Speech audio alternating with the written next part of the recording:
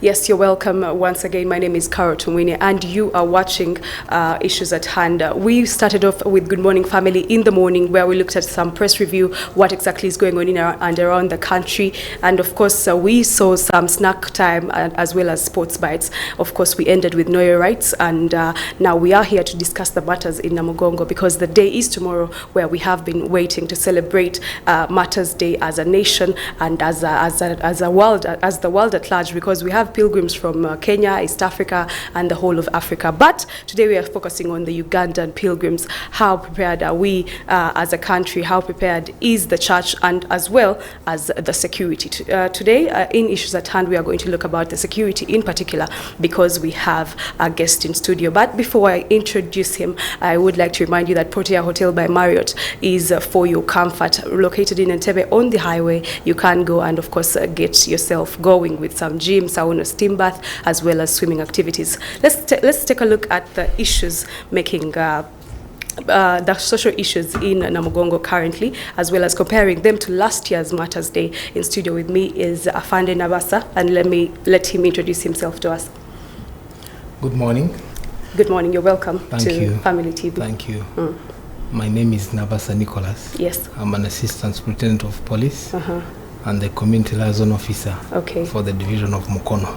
Great. Yeah. You're welcome to Family TV. Now, first, I want to get into last year's cases. We had police reporting cases of missing children that were separated from their parents because of the crowds. We had cases of theft, over 64 cases of theft, 34 petty theft, and the rest were serious theft cases. Police handled it really, really well.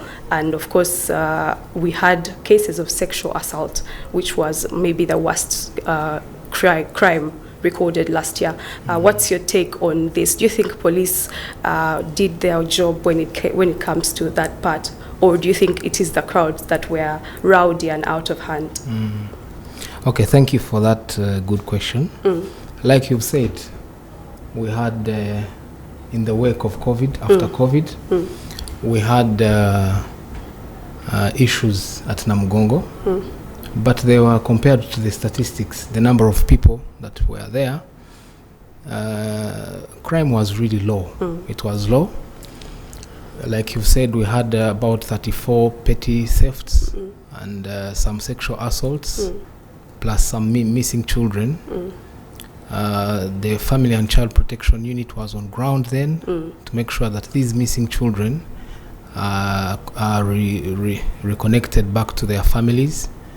And the petty thefts, the perpetrators were subsequently prosecuted in the courts of law. Now, I would call it a success. That was last year. Now, this year, given the lessons learned, we have been on ground. Actually, from the time the month of May got to the 15th, around there, the security teams, the security apparatuses were on ground. First of all, the covert operating teams from the crime intelligence, from the CMI, and from ISO, and other covert members of the security teams that I will not mention here. They went and swept, did a good job sweeping the areas. And then for us in CPC, we've been visiting, the surrounding villages, sensitizing people. Then when pilgrims started coming in, we were also on ground to ensure that we take them through the nitty-gritties, what is needed, what they need to do to ensure that they are safe. So in as far as the security of the pilgrims is concerned, I can assure you 110% that we have everything in place to ensure that every Ugandan who comes for the pilgrimage is safe, as mandated by the Constitution, to protect life and property. So that is what the police and other security partners will do. Okay. Yeah. You said, of course, you have been preparing from the 15th of May last month. Yeah. Can I know a detailed report, maybe what is on ground currently, security-wise? Okay. So now, what I can tell you without divulging more information, security is in segments. It is segmented. We have the inner circle security, the outer layer, the outer layer, and then the outer layer. That's how I can say it. Now, people who come, first of all, we have the counterterrorism police. I think you've seen it. The officers that put on black uniform. Then we have a section in that department called technical electronic countermeasures. Now that the electronic countermeasures section, they have equipment, border checking equipment. You have seen the walk-in equipments, the checking equipments, for pilgrims that come in, to ensure that no one enters with the unwanted substances or anything that might be of a threat to the pilgrims coming in. And I would also like to remind you that many people come for different reasons. First of all, people come as a matter of fact. They come for the pilgrimage, as it may be. Others come to walk, for health purposes. Others come as a tour, to tour the shrine and see how it is. And it is our mandate, like I've already told you. So once you reach before you gain access to the shrine, everyone must be checked. It's a must. You have to go through the security equipment. You have to be checked thoroughly. Now, as if that's not enough, we have the canine. I think you've seen the dogs. We have the canine unit. The dogs are doing the sniffing work, especially for the vehicles and luggages that cannot be opened outright. Then we also have, I don't know whether you have observed at Namugongo, there is a vehicle that has a mast. I don't know whether you've observed it. I have. Now that is, it is installed with cameras, and they are being monitored from the command center in Naguru. So everything that happens at Namugongo as we speak now is being monitored.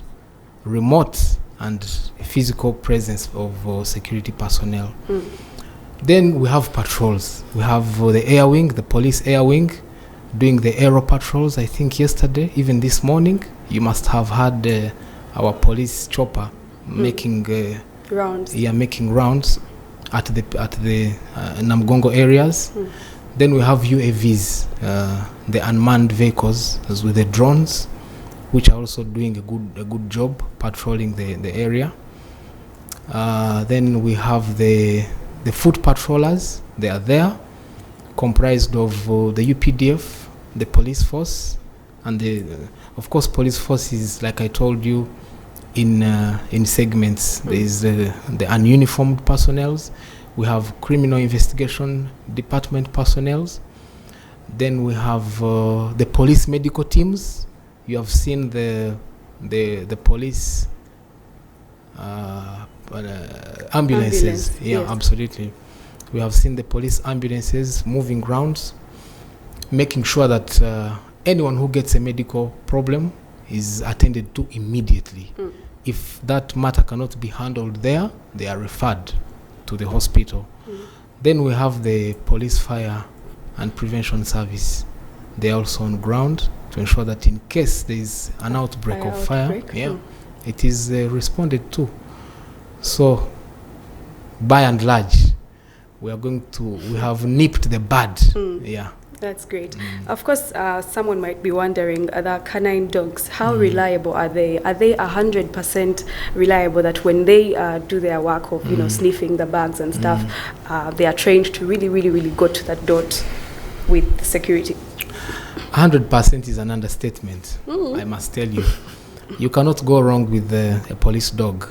If I can take you back to a few days ago, there's a gentleman who has been stealing animals in the district of, is it Sembabule? Do you know that unprecedented, and it was unprecedented. A police dog called it tracking or trekking a suspect for 4 kilometers. What? Yes, and they got him. And I believe on the road there were other people. Absolutely, the road, the dog ignored I also them. don't know, maybe these dogs are also talented at different levels. Because it went, moved, followed the path. But I think it was because of the blood. Maybe the blood drops and, So we have extremely highly trained police canine dogs. They are doing a good job. Now, when it comes to the sniffing dogs again, they have done a good job at the airport. They have done every special duties that we have.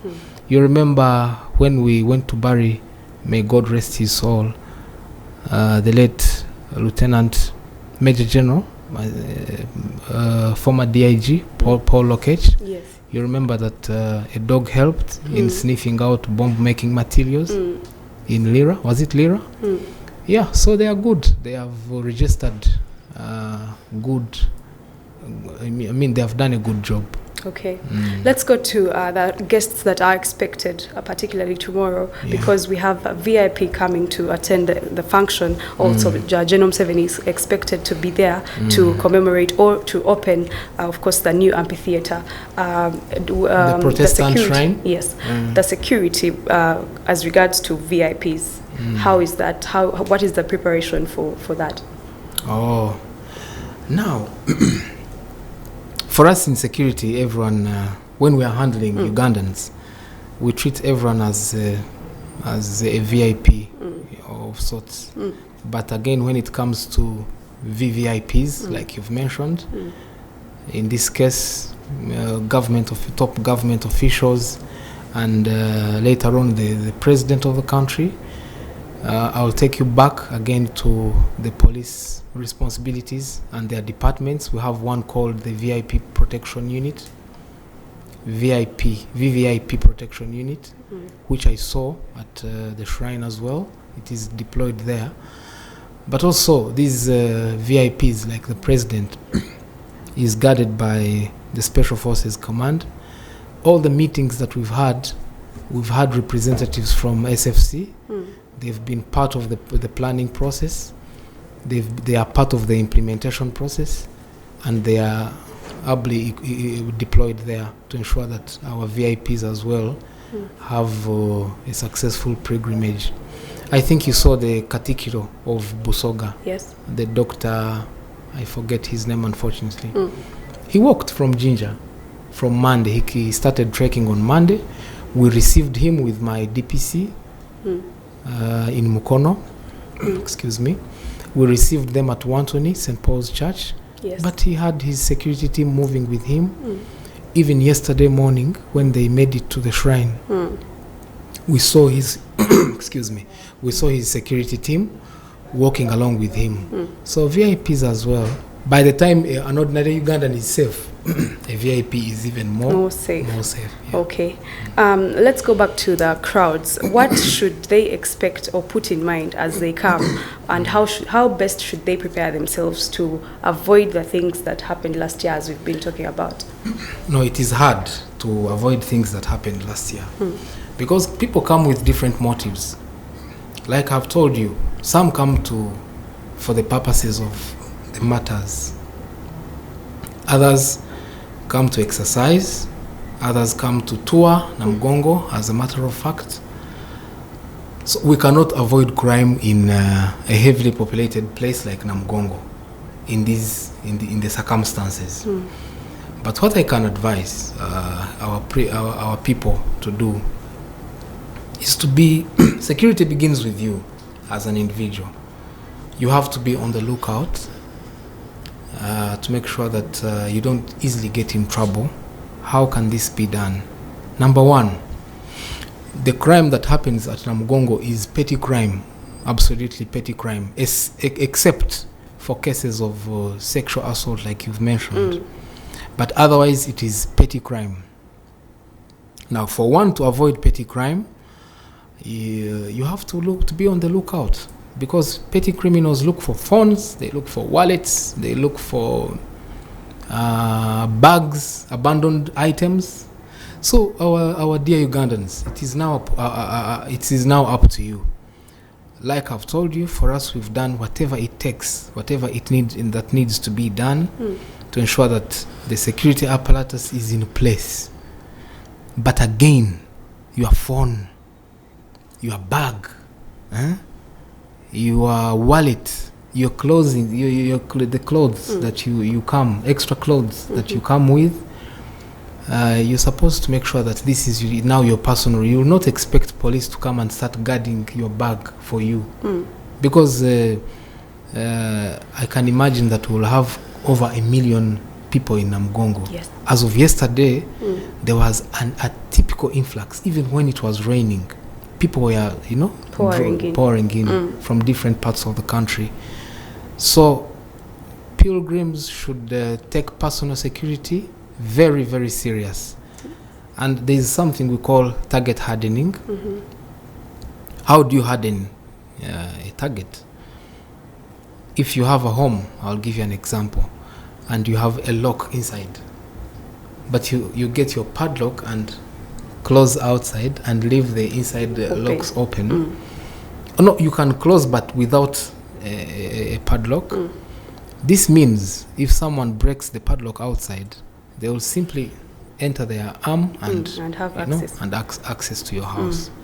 So for one to harden that target, you must put padlocks inside as well. Some people have even started putting padlocks with sirens that go off in case there even these padlocks that sense motion, and they'll immediately go off. So people in Namgongo should harden their targets. Be with your bag. If you're not with it, tell someone that you came with to keep your bag for you. Phones, keep your phone well. And then our ladies, especially the young girls, don't be isolated in areas where people might take advantage. I was speaking to some people at the Mamre actually, the prayer center for this father. Is it Father Muchibi? And I was encouraging our mamas, these old women, to make sure that they stay in groups, because it is hard for anyone with the sinister motives to come and snatch you from a group. I was telling as well the young girls who came to participate in this occasion to stay in groups as well. You'll find someone sleeping at a distance alone. They will definitely gang rape you if they find you alone and not secure. Okay. So basically, we have to agree that personal security is very important. Ugandans have a way of saying that yamba polisi ne polisi ekuyambe. Yes. Unfortunately, people get it wrong. Yamba police does not mean that you go and pay money to the police. That's not what we mean. We mean that me as a policeman, if I'm to respond to an incident, I should find that a Ugandan had also put some necessary measures to ensure that they are safe. If you have a home valued at 450 million shillings, why would you fail to have a camera that would cost less than 1 million shillings to monitor when you are asleep? It will monitor for you. The same applies to Namugongo, our people. We are there to help you, but you've got to help yourself by following the protocols that we are telling you. Stay in groups. Don't move alone. Namugongo is, you have seen yesterday's daily monitor. Much as I have issues with daily monitor, at times they blow things out of proportion. And I'm saying this in good faith. I don't mean to defame them or anything.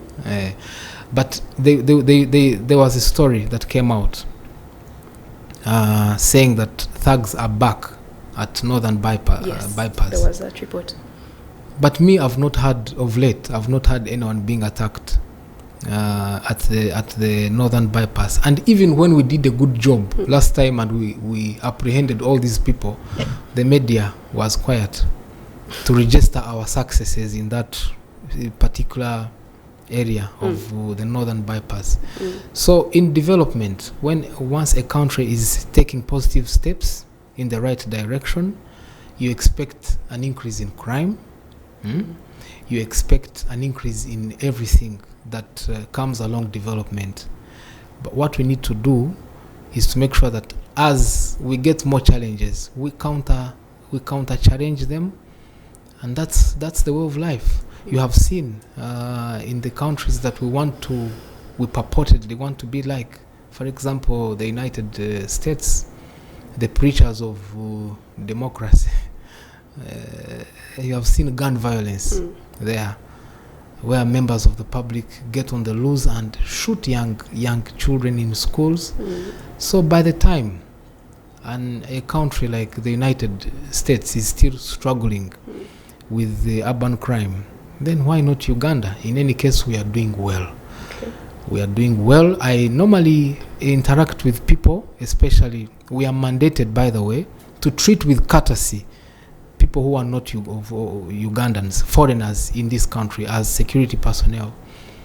And when you talk to them, really, they give credit to the security, system in Uganda. At least people are still safe by and large. Yes, there are challenges that I will not deny. We have had a few incidences of gun violence here and there, which are being handled by the system, by the police. So we shouldn't. I implore our media partners not to blow things out of proportion, really, and give credit where it is due. When we do well, they should really come out and say we did well on this one. Yeah. All right, we are still with ASP Nabasa Nicholas discussing matters of safety and security. We're going to take a short break and return with traffic. How is the traffic standing by there in Namugongo, as well as observations? Stay with us. Welcome back from that very short break. You are still watching Issues at Hand here on Church of Uganda Family TV. We are with ASP Nabasa Nicholas discussing issues of security and safety when it comes to tomorrow's Martyrs Day in Namugongo. Thousands of pilgrims have already arrived. Thousands of clergy are already on ground, as well as police. Now we want to look at the traffic, of course, of the area. Now we saw, I think yesterday, but one traffic plan was released, how vehicles are going to move when it comes to, of course, the traffic in Namugongo, and we want to find out, of course, how will you make sure that the plan that was drawn will be implemented to the dot, exactly how it was planned? Okay. Thank you. Well, like you've said, the traffic plan was it was put out to the public, and members of the public are now aware, and they should be aware that Namugongo Shrine is strictly out of bounds for vehicles, apart from vehicles that belong to security personnel and security institutions, plus vehicles from the Ministry of Health or any other stakeholders that might want to access the shrine. So effectively, vehicles are cut off at Chadwajara roundabout. It's not around, it's a T-junction actually. So you cannot access Namugongo either from Chadwajara or from Sonde. You can come as close to the shrine, I think, as there's a hospital there adjacent to the shrine. That's how far vehicles can go. And if members of the public have been observant, they will realize that the police has been stopping them from both ends. So people should plan accordingly. The traffic directorate has deployed adequately to make sure that the traffic plan is put into force. Yesterday I was with the commander of KMP traffic, the good commander, and he's on ground to ensure that everything is going as planned in as far as the traffic plan is concerned. So we shall apologize for the inconveniences, any inconveniences caused by the roads that have been cut off, especially for people who stay in areas of Namugongo. You will bear with us for that inconvenience, but It won't be long before everything comes back to normal. Okay. We had an incident, I think yesterday, but one where people came and parked vehicles in front of the shrine. You can imagine Ugandans, and they abandoned the vehicles. We had to tow them using breakdown, and we've consequently issued tickets to the perpetrators. So such a thing shouldn't happen. Anyway, it will not happen. So that was a crime. What they did was a crime. It was not a crime, but it was out of order, given the circumstances that we are in. How, in the wake of improvised explosive devices that you have seen causing havoc in Somalia, and it has also happened here before, during just here at CPS. Was it last year or the other year? At the Central Police Station. You saw what an IED can do. Now, if someone really connects it to a battery of a vehicle, or in a vehicle and detonates it, remember a vehicle has a fuel tank. That is bomb number one. Now, if it is reinforced by an IED, it definitely will cause terrible, despicable havoc. So we cannot afford any abandoned vehicle on the road. Like you've asked whether it was a crime, yes. For us, if we find a car and there is no claimant, we regard it as abandoned. And the right thing to do, the human thing to do, is to tow it and take it to safety. Because even then, where it is not safe. But at the police yard, it can be safe. Yeah. So that is in as far as the traffic flow management is concerned. Okay.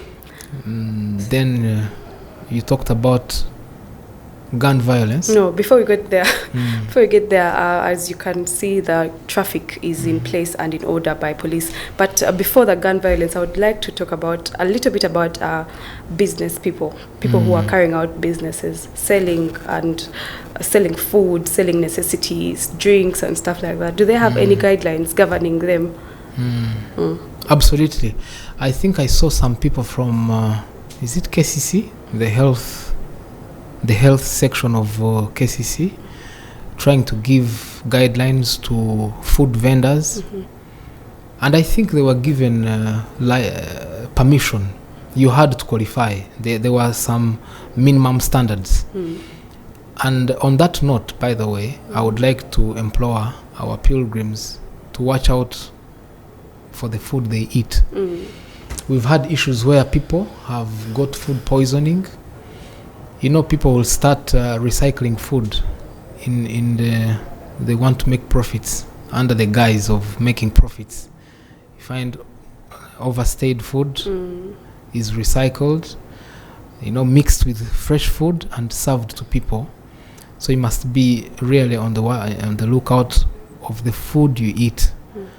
And with that, we shall have few inconveniences as far as the food vendors are concerned. Okay. That is not basically the work of police to ensure cleanliness, but the stakeholders concerned are also on ground, ensuring that everything is in the right order. Okay. Yeah. Okay, let's get to gun violence. Now, of course, recently in Uganda, we've seen security guards going wild, shooting people. We've seen police officers shooting their bosses. We've seen a number of cases as regards to gun violence. In case anything went out of control in Namugongo, would we be able to trace back, for example, if a bullet was shot, would we trace back the person who did who shot the bullet? Yes, and of course, gun violence in general. How prepared is police?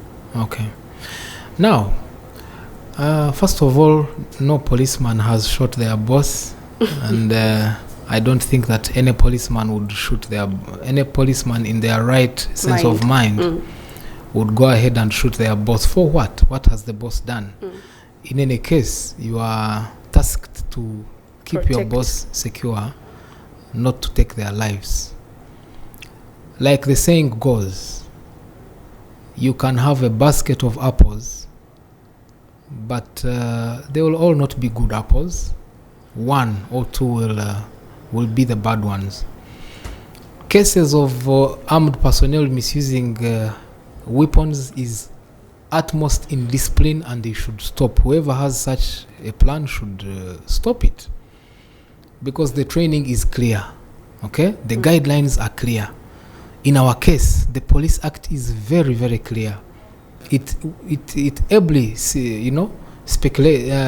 shows how and when a gun is supposed to be. It stipulates when and how you should use a gun, and this is supposed to be in self-defense. But even then, while in trying to defend yourself, you don't have to take a life. A gunshot has a very discomforting sound that can scare away a would-be threat to one's life. There is a guiding principle. There is a time the President, His Excellency, guided. They gave us, each policeman was given a guiding principle from the office of the IGP as to when and how you should use a weapon. And you see, weapons are not only guns, by the way. A weapon can be a knife, it can be a baton, Do you want to agree with me that recently when the media people were rioting, and a certain policeman went and, showered them with pepper spray? Do you know that gentleman was charged and is now going under disciplinary action? Well, we hope so, because it was very, this very I can adduce evidence here. I want you to take my word. That gentleman is facing disciplinary action. Good. And the consequences are not going to be good for him, because what he did was out of the question. It was not acceptable at all. Okay. Now, coming back to gun violence, every security personnel, we have everything, measures in place for people who are using stress and disorientation as a reason. No, we have the police medical services. The police medical services has overqualified psychiatrists whom you can reach, and if you have a problem. We have counselors in the police who can really talk to someone. And that aside, we have political commissars at every division in the Uganda police. Every division has a political commissar. Political commissars are trained and prepared to listen to problems faced by policemen, both at senior and lower rank. And that being said, they know what to do. They know where to send someone who is facing challenges with I've had, for example, at my station, I've had young policemen approach me, say, Afande, I'm having challenges with my wife. What can I do? And we call their wives, we sit them down, we talk to them, And by the time they leave a happy family. Some of our members have issues with the debts, which is normal. Even governments are being demanded. Why not an individual? So managing debt management, we've had the Directorate of CPC, headed by my boss, the AIGP, going through the country with her team, Madam Hadija Namtebi, going through all the divisions of the police with her team, trying to find out what is causing the stress, the anxiety. On that team, they move with a qualified psychiatrist, who then, in case they find some people that need psychiatric attention, who then intervenes and even makes referrals if need be. I've had some of my colleagues, being taken for psychiatric. We're also human beings. We are affected by the same things that affect normal Ugandans. A policeman can be stressed, absolutely, by family, by other things, Okay. So that shouldn't be an excuse to get a gun and use it against your boss. No, it shouldn't be an excuse. Okay, thank you very much for that. Maybe lastly, because our time is out, what should any Ugandan do, or anyone at the Namugongo Shrine do, in case they fall into any kind of trouble? Okay. Now, there's something I think I had skipped. You asked about tracing bullets. Mm-hmm. The president directed recently, I think about 2 years ago, for all guns in the country to be fingerprinted. And every gun was duly fingerprinted. Mm. So any officer who holds a gun, that gun, once a projectile is fired from a muzzle of a bullet, it leaves marks. It's like a fingerprint. Everyone in this world has their own... a different fingerprint. Yes. So the same applies to a bullet projectile. It leaves a special mark.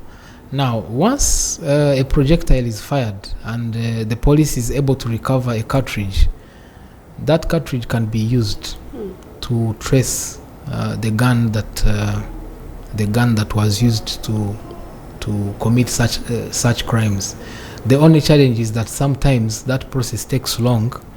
That's why maybe some of the gun violences that have been there, we've not maybe some cartridges are not able to be collected from the scenes of crime. And by the way, do you know that they are normally stolen by our people who respond to, because it is believed that when you get a cartridge, a bullet of a cartridge, this I heard from some members of the public, that when you get a bullet cartridge and put it in a ventilator, I don't know how true it is, that apparently it chases away night dancers. I don't know how. Have you heard about it yourself? I want to believe that's superstition. So people normally steal cartridges from scenes of crime. Yet these are the things that would help in trace back. In investigations. So in case any pilgrim gets a problem, there is an over presence of security personnel. Take my word, police is everywhere. And when I say police is everywhere, don't think police is the police on uniform like I came today. No, we have covert personnel in thousands at Namugongo, very many. Some are there, some are vending food, but they are our officers. Some are selling Bibles and books, but they are covert operatives. So anyway, those people will not know. But in case you get a problem, first of all, pilgrims should move with their national IDs. They should put health into perspective. Don't stand for long hours. Don't overstand under the sunshine. There are shades, especially for the people that are of advanced age. Then in case of such problems like petty theft and crime, just reach to any policeman. The customer care is top notch. All right. They will help you. We have different command centers where these cases can be reported and subsequently handled. Okay, that was ASP Nabasa Nicholas, very resourceful. I think we shall have him again to discuss other matters and issues as we go ahead with issues at hand. But for now, Uganda Martyrs Day, 3rd June, is upon us, and tomorrow is the day when we celebrate. Of course, our team is on ground to give us everything we need to know, and we are going to link right to them to find out what is happening. Thank you so much for issues at hand. Closing remark. Oh, okay. Afande would like to give a closing remark. Yeah. Okay. As we end this program, I would like to thank Family TV for having me here. And I want to make the final drum to blow the final horn to our fellow members of the public. I want to assure you that we are in cohorts with you. We love you so much as the security personnel of Uganda. We are indebted to you. We are mandated by the Constitution to protect you and to make sure that you enjoy your time at Namugongo. Count on us. Count on us. We shall deliver with your help, of course, Then our dear journalists, as you're doing your work, we have no problem with you. You are our partners in this work. You're the ones that help us. Like now, I'm here, I'm seated with you, I'm preaching the gospel of law enforcement. It is now courtesy of you that I'm here. We have no problem with you. for those incidences that have happened, the IGP came out and apologized outright. I would like to, also add to his voice to say sorry for those unfortunate incidences. Whenever they happen, report them, record them. They will be dealt with accordingly. All right. Thank you very much. Thank you so much. We head right in Namugongo to find out what is happening on ground. Please stay with Family TV.